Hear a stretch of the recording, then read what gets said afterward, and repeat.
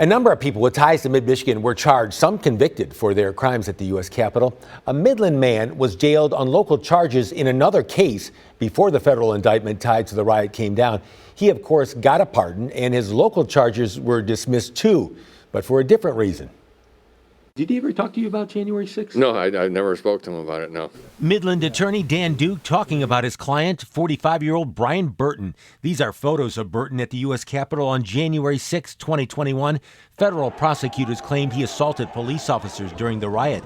If convicted, he faced more than 10 years in prison, but President Trump pardoned the 1,500 or so charged or convicted for their actions that day. When the pardon came down, Burton was sitting in the Midland County Jail, arrested in 2023 and charged with 4 felonies, including aggravated stalking and computer crimes. It was involving family, and there was a lot of family issues between himself and his siblings. Burton was sent to the Center for Forensic Psychiatry in Ypsilanti, where he was found to be competent to stand trial, but was also determined to be not guilty by reason of insanity.